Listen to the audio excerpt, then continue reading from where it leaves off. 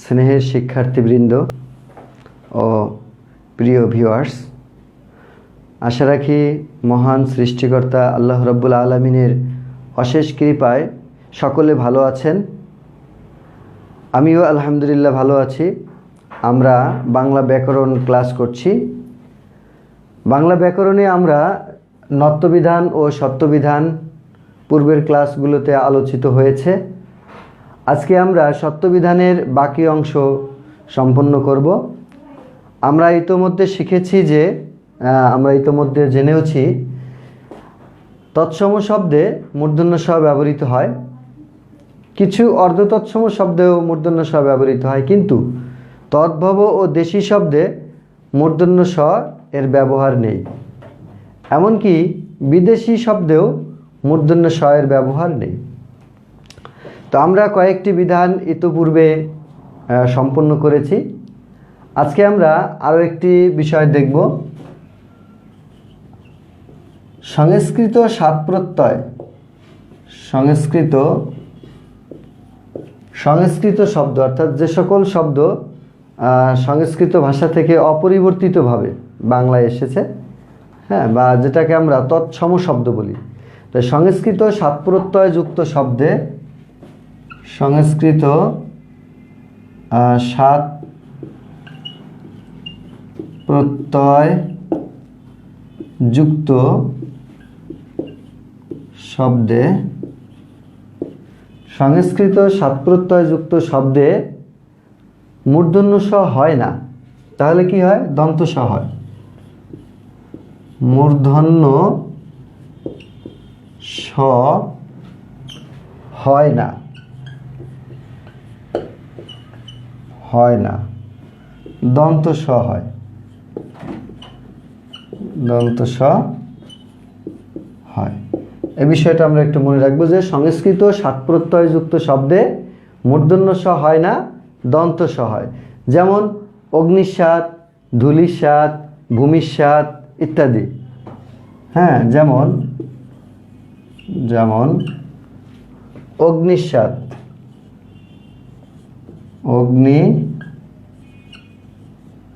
অগ্নিস্বাত এই যে শব্দটা লিখেছি, এই অগ্নিস্বাত শব্দটিতে এখানে দন্ত স হয়েছে, দেখো দন্ত স।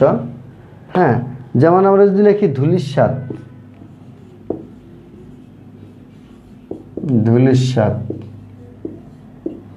অগ্নিস্বাত, ধূলিস্বাত, ভূমিস্বাত, ভূমি, এখানেও সাত প্রত্যয় আছে। তো তাহলে আমরা জানতে পেরেছি যে সংস্কৃত সাত প্রত্যয় যুক্ত শব্দে, হ্যাঁ, যেখানে সাত প্রত্যয় যুক্ত হবে, এই সাত প্রত্যয় যেখানে যুক্ত হবে সেখানে দন্তস্বই থেকে যাবে। হ্যাঁ, আর আরেকটা নিয়ম আমরা জানি যে ত বর্গীয় ব্যঞ্জনের সাথে, হ্যাঁ, ত বর্গীয় ব্যঞ্জনের সাথে, ত বর্গীয় ব্যঞ্জনের সাথে যুক্ত ব্যঞ্জন গঠনে, যুক্ত ব্যঞ্জন বা যুক্ত বর্ণ গঠনে, যুক্ত ব্যঞ্জন গঠনে ত বর্গীয় বর্ণের সাথে যুক্ত ব্যঞ্জন গঠনে, ত বর্গীয় বর্ণের সাথে যুক্ত ব্যঞ্জন গঠনে, ত বর্গীয় বর্ণের সাথে যুক্ত ব্যঞ্জন গঠনে দন্ত স হয়, দন্ত স হয়। এই যে বিষয়গুলো আমরা দেখছি, এগুলোকে কিন্তু আমরা সত্য নিষেধও বলতে পারি। কারণ আমরা এখন দেখছি মূর্ধন্য স ব্যবহৃত হয় না কোথায়, সে বিষয়গুলো আমরা দেখছি যে সমস্ত ক্ষেত্রে মূর্ধন্য স হয় না সে বিষয়গুলো, এগুলোকে আমরা সত্য নিষেধও বলতে পারি। অর্থাৎ এ সকল আমরা যে কয়েকটি নিয়ম দেখছি এগুলোতে মূর্ধন্য স না হয়ে দন্ত স হচ্ছে, মূর্ধন্য স না হয়ে দন্ত স হচ্ছে। যেহেতু মূর্ধন্য স না হয়ে দন্ত স হচ্ছে, তাই এগুলোকে আমরা সত্য নিষেধও বলতে পারি। তাহলে দেখো তবর্গীয় ব্যঞ্জনের সাথে যুক্তবর্ণ গঠনে দন্ত স ব্যবহৃত হয়। যেমন দেখো স্তব্ধ, স্তব্ধ, এখানে দন্ত স্বর সাথে দন্ত স্বয়ের সাথে ত হয়েছে। স্তব্ধ, দন্ত স তার সাথে থ। যেমন দেখো স্থান,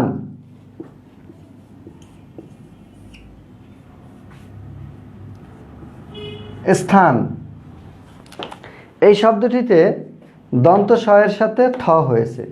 দেখো ত এর সাথে দন্ত স, থ এর সাথে দন্ত স, অর্থাৎ ত থ এগুলো হলো কি দন্তধ্বনি। হ্যাঁ, এই জন্য এর সাথে দন্ত স যুক্ত হয়েছে। যেমন দেখো মস্তক, যদি আমরা একটা উদাহরণ লিখি, মস্তক, মস্তক, এই যে মস্তক শব্দটি রয়েছে, এই মস্তক শব্দটাতে দন্ত স্বর সাথে ত হয়েছে। অস্তিত্ব, যদি আমরা এই শব্দটা দেখি, দেখো অস্তিত্ব,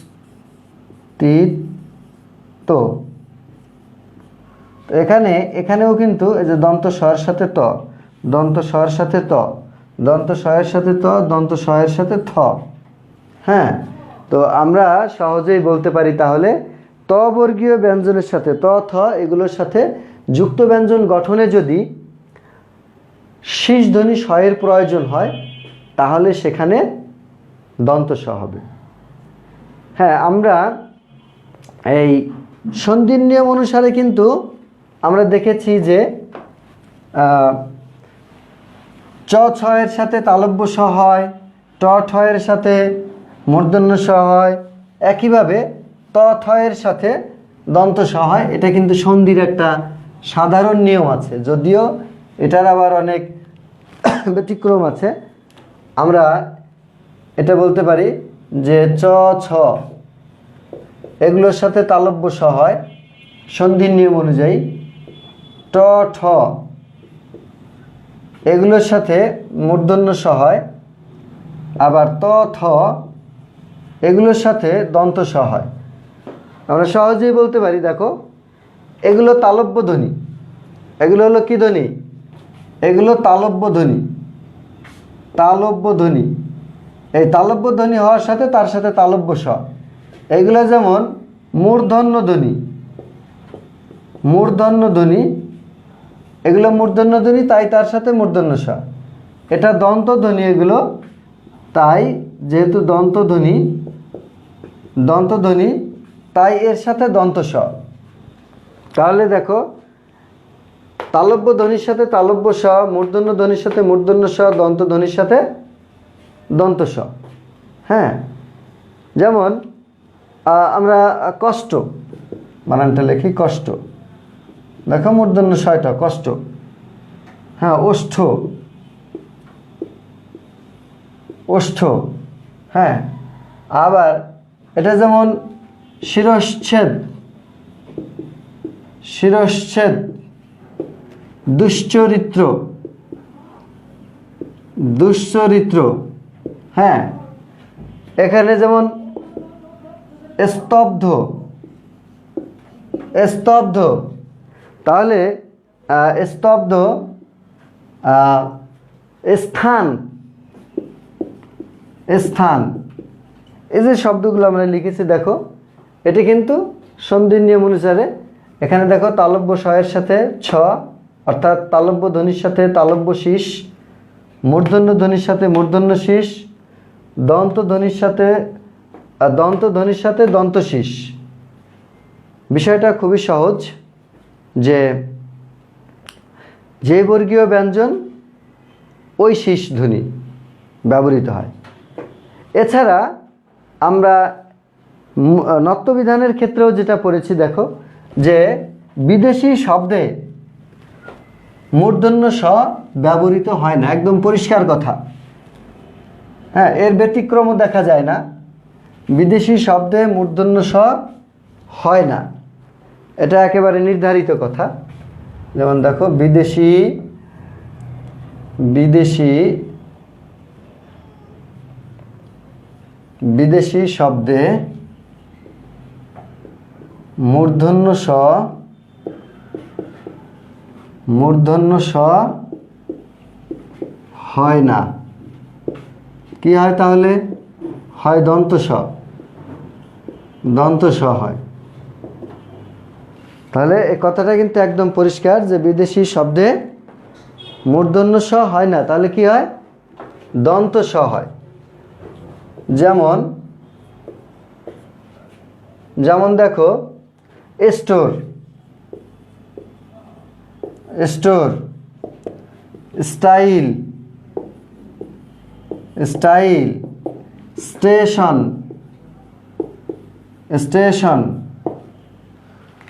যদি আমরা লিখি দেখো ফটোস্ট্যাট,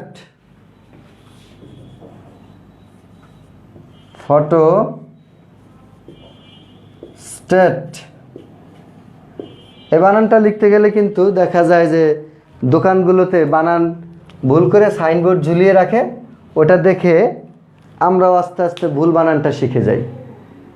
যেমন আমরা জরুরি বানান লিখি, এই জরুরি বানানটা বিশেষ করে হাসপাতালের জরুরি বিভাগে, অ্যাম্বুলেন্সে, জরুরি ঔষধ সরবরাহ, জরুরি বিদ্যুৎ কাজে নিয়োজিত বেশিরভাগ গাড়ি ঘোড়ার সাথে ডিপার্টমেন্টে জরুরি বানান বেশিরভাগ ক্ষেত্রেই ভুল দেখা যায়, যে কারণে আমাদের এই ভুল বানানটা আস্তে আস্তে স্মৃতিতে বসে যায়। আর আমরা এক সময় শেষে এটা শুদ্ধ না এই দীর্ঘ ইকার দিয়ে এটা শুদ্ধ আমরা জানার পরেও কনফিউশনে পড়ে যাই, আসলে এই বানানটা ভুল, এটা ঠিক। কারণ কি? যুক্তি কি? যুক্তি হলো বিদেশি শব্দের বানানে, বিদেশ থেকে আগত যে কোনো শব্দের বানানে, যেগুলোকে বিদেশি মানে কিন্তু যেটাকে আমরা তৎসম, অর্ধ তৎসম, তদ্ভব, দেশি শব্দ ব্যতীত যে সকল শব্দ অন্য কোনো ভাষা থেকে বাংলায় এসেছে, এই শব্দগুলোকে আমরা বিদেশি শব্দ বলি। যেমন ইংরেজি থেকে অনেক শব্দ আসছে, হিন্দি থেকে আসছে, ফার্সি থেকে আসছে, তো জাপান থেকে আসছে, চীন থেকে বা ম্যান্ডারিন ভাষা, এভাবে বিদেশি শব্দ থেকে, বিদেশি ভাষা থেকে যে সকল শব্দ বাংলায় এসেছে এই শব্দগুলোকে আমরা বিদেশি শব্দ বলি, অন্য ভাষা থেকে বাংলায় এসেছে। এখানে সংস্কৃত ভাষাটা ব্যতীত, কারণ সংস্কৃত ভাষা থেকে অনেক নিয়মকানুন শব্দ বাংলায় এসেছে, যে সংস্কৃত ভাষা থেকে আগত শব্দগুলোকে যেহেতু তৎসম শব্দ বলা হয়, ওটার নিয়মকানুন আবার একটু ভিন্ন। তো আমরা জানি যে বিদেশি শব্দের বানানে দীর্ঘ স্বর ব্যবহৃত হয় না। বিদেশি শব্দের বানানে দীর্ঘ স্বর, যেমন দীর্ঘ ই, দীর্ঘ উকার, দীর্ঘ উ, দীর্ঘ উকার, এই দীর্ঘ ধ্বনি বা দীর্ঘ বর্ণ, এগুলো বিদেশি শব্দের বানানে হয় না। তাহলে কি হয়? হ্রস্ব স্বর বা হ্রস্বকার হয়। যেমন হ্রস্ব ই, হ্রস্ব ই ব্যবহৃত হবে, হ্রস্ব উ ব্যবহৃত হবে, এগুলো হবে। তো আমাদের তাহলে আমরা বলতে পারি যে জরুরি বানান জরুরি ভিত্তিতে আমাদের শুদ্ধ করে শিখে নিতে হবে। জরুরি বানান জরুরি ভিত্তিতে আমাদের শুদ্ধ করে শিখে নিতে হবে। তাহলে দেখো, বিদেশি শব্দে মূর্ধন্য স হয় না। বিদেশি শব্দের বানানে কি হয় না? মূর্ধন্য স হয় না। তাহলে কি হয়? দন্ত স হয়। বিদেশি শব্দের বানানে মূর্ধন্য স হয় না, কি হয়? দন্ত স হয়। যেমন স্টোর, এটা একটা ইংরেজি শব্দ, দেখো স্টোর। স্টোর শব্দটা লিখতে দন্ত স এর সাথে ট যুক্ত হয়েছে, তার সাথে ওকার আছে। তো এখানে দেখো দন্ত ছয়ট, শব্দটা হয়েছে কি? দন্ত ছয়টা। যেমন দেখো আমরা শব্দ লিখি স্কুল, স্কুল, এই স্কুল লিখতে কিন্তু এই যে দন্ত ছয় ক ব্যবহৃত হয়েছে, এখানে দন্ত স যোগ ক যোগ উ, দন্ত স ক যোগ উ। তো এখন দেখো স্কু, এখানেও দন্ত স ব্যবহৃত হয়েছে। আরেকটা শব্দ আমরা প্রায়ই ভুল করে থাকি, যেমন দেখো আমরা বলি যে সনদপত্র, হ্যাঁ, এসএসসি পাশের সনদপত্র, এই সনদের পরে এখানে পত্র লিখতে হয় না, এখানে পত্রটা লেখা যাবে না। কেননা সনদই এক ধরনের পত্র, যেটাকে ইংরেজিতে বলা হয় সার্টিফিকেট। সনদকে ইংরেজিতে বলা হয় কি? সার্টিফিকেট। হ্যাঁ, সার্টিফিকেটের সাথে কি আমরা শিট বলি, যে সার্টিফিকেট শিট? অবশ্যই বলি না, কারণ সার্টিফিকেট বললে আর ওটার সাথে শিট বলতে হয় না। হ্যাঁ, যেমন আমরা মার্কশিট বলি, হ্যাঁ, তো সেই ক্ষেত্রে মার্কসের সাথে শিট বলি, কিন্তু সার্টিফিকেটের সাথে শিট বলি না। এজন্য বাংলাতেও নম্বরের সাথে পত্র হবে। হ্যাঁ, মার্কশিট, কিন্তু সার্টিফিকেট শিট না, যেহেতু শুধু সার্টিফিকেট, তাই বাংলাতেও শুধু আমরা সনদ বলবো। সনদ নিজেই এক প্রকারের পত্র। যেমন আমরা বলে থাকি আবেদনপত্র। আসলে আবেদন আর পত্র মানে হলো চিঠি, যেটাকে আমরা লেটার বলি। পত্র হলো চিঠি, যেটা লেটার বলি। আর আবেদন হলো অ্যাপ্লিকেশন। তবে আবেদনও এক ধরনের পত্র, তবে আবেদনপত্র, যেমন আমরা বলি যে শুধুমাত্র, দেখো আমরা বলি কি শুধুমাত্র, এটা কিন্তু এখানের সাথে শুধুর সাথে মাত্র হয় না, শুধু হবে, এর সাথে মাত্র হয় না।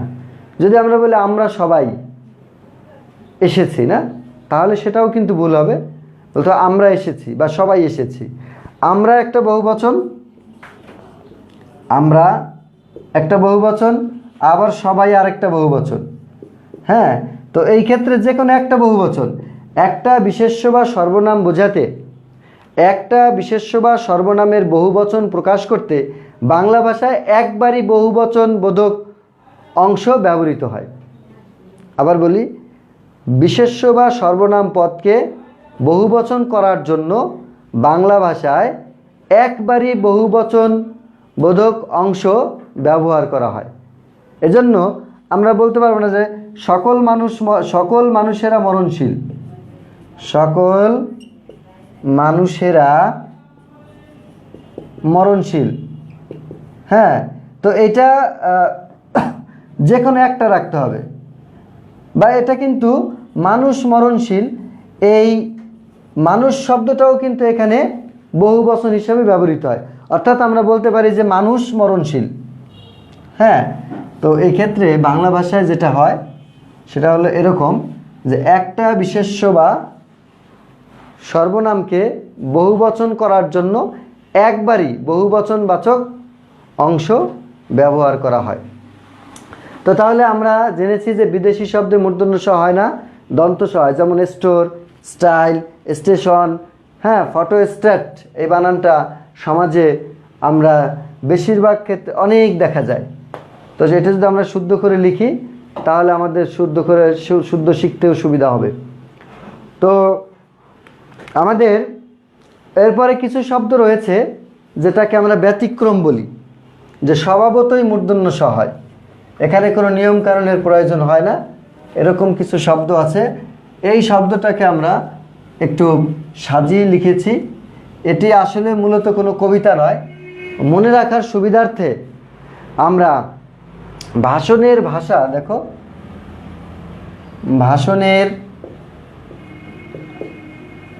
ভাষা, এটা আমি আগেই বলেছি, এটা কোনো কবিতা নয়, এটা মনে রাখার কৌশল। পাষাণ, পাষণ্ড, ষণ্ড মানুষ। পাষাণ,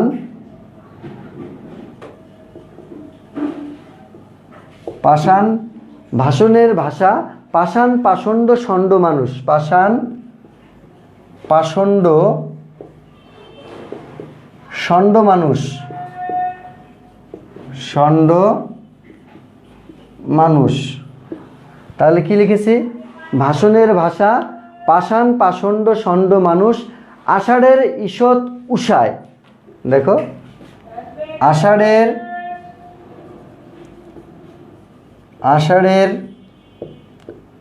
ঈষৎ উষায়, আষাঢ়ের ঈষৎ উষায়। তাহলে কি? ভাষণের ভাষা পাষাণ পাষণ্ড ষণ্ড মানুষ আষাঢ়ের ঈষৎ উষায় রেশ কলুষ দোষ ভুলে। কি? রেশ কলুষ দেশ ভুলে। যেমন দেখো, রেশ রেশ কলুষ দেশ ভুলে। রেশ কলুষ দেশ ভুলে। হ্যাঁ, রেশ কলুষ দেশ ভুলে। তাহলে ভাষণের ভাষা, দেখো, ভাষণের ভাষা পাষাণ পাষণ্ড ষণ্ড মানুষ আষাঢ়ের ঈষৎ উষায় রেশ কলুষ দেশ ভুলে। ভাষণের ভাষা পাষাণ পাষণ্ড ষণ্ড মানুষ আষাঢ়ের ঈষৎ উষায় রেশ কলুষ দেশ ভুলে। সরিষার ঔষধ কোষে তুলে। হ্যাঁ, সরিষার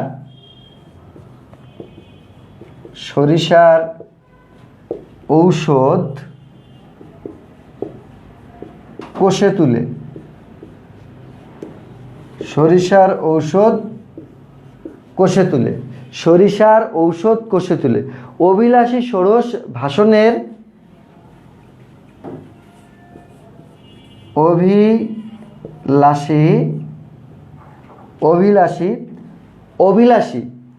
অভিলাষী ষোড়শ ভাষণের আবাস। অভিলাষী ষোড়শ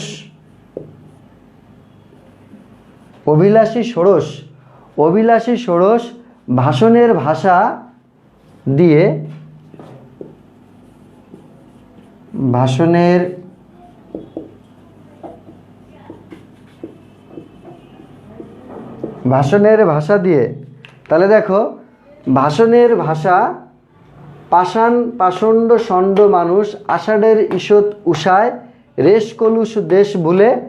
সরিষার ঔষধ কোষে তুলে। অভিলাষী ষোড়শ ভাষণের আভাস দিয়ে ষড়যন্ত্রের তোষণ দিয়ে। আমরা যদি বলি ষড়যন্ত্রের শোষণ, দেখো, ষড়যন্ত্রের শোষণ।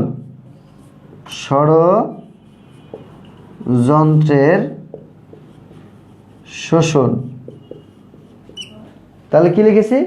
ষড়যন্ত্রের শোষণ আর ষটচক্রের তোষণ। ষটচক্রের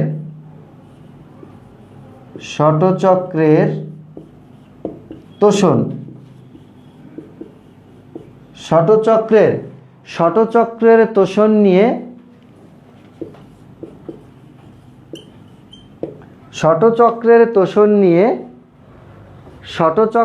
তোষণ নিয়ে তাহলে দেখো কি লিখেছি? ষড়যন্ত্রের শোষণ ষটচক্রের তোষণ নিয়ে। ষড়যন্ত্রের শোষণ ষটচক্রের তোষণ নিয়ে পৌষ পুষ্প ষষ্প ভাষ্য। পৌষ পুষ্প ষষ্প ভাষ্য। পৌষ পুষ্প ষষ্প ভাষ্য। পৌষ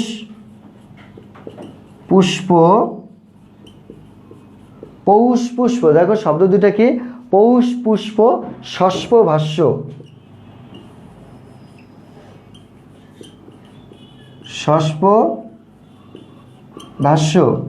পৌষ পুষ্প ষষ্প ভাষ্য। সত্যবিধির করে নাকো দাস্য। এরা হলো কি? সত্যবিধির করে নাকো দাস্য। তার মানে কি? এরা সত্যবিধান মেনে চলে না। সত্যবিধির করে নাকো দাস্য।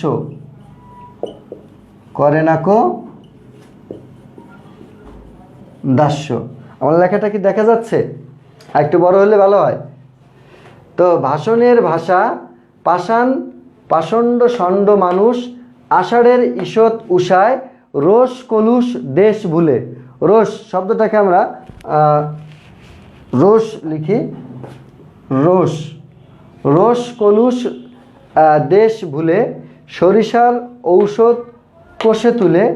অভিলাষী ষোড়শ ভাষণের ভাষা দিয়ে ষড়যন্ত্রের শোষণ ষটচক্রের তোষণ নিয়ে পৌষ পুষ্প ষষ্প ভাষ্য।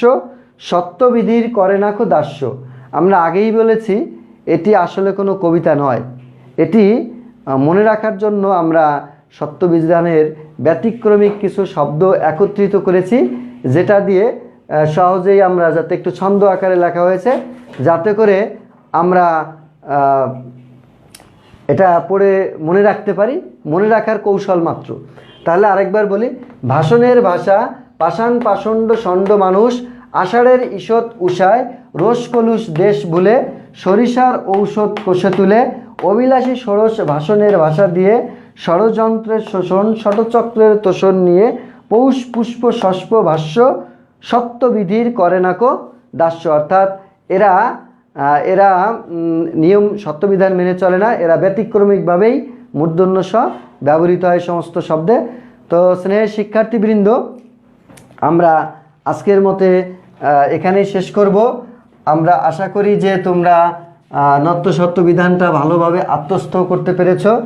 আর যদি কোনো প্রশ্ন থাকে তাহলে আমার কমেন্ট বক্সে করবে, আমি তোমাদের সমস্যার সমাধান করার সর্বাত্মক প্রচেষ্টা রাখবো, চালিয়ে যাব।